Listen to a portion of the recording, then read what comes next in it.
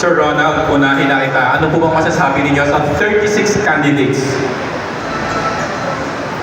Basically, napakahirap talagang mamili kasi they're all stunning. And yung pagdadala na lang talaga nung mga kasuotan nila eh.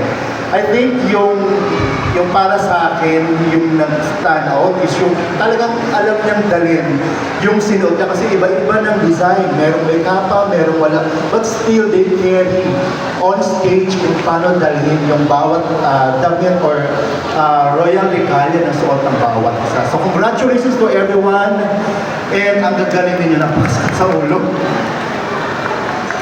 Sir Ronald, just a follow-up question. Just like a hint, no? Can you give us like a little hint? Anong kulay yung naging #1 sa'yo today? I'm sure naman na may mga katulad sila mga colors, you know. Sige. Basta may white dun sa suot nila. Understood na yun, Sir Ronald. Thank you for that. How about you, Gab? Naku, nung sinabing may white, lahat nakatingin sa suot nila kung may white ba silang suot. Actually, even yung stones is mayroong white. So, ma-confused na kayo. Yes, kaya naman tanongin naman natin si Sir Don Cristobal. Ano po ba yung nakaakit ng inyong mata sa lahat po ng mga royal regalia na nandito ngayon?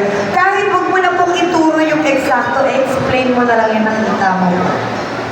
Kaya tulad ng sinabi kanina na napakahirap, they did their best and they came so prepared today.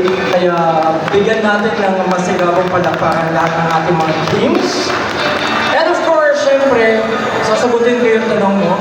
Syempre, nag-strike sa mata ko yung majestic color. Umpisa natin sa red, sa green, at sa gold.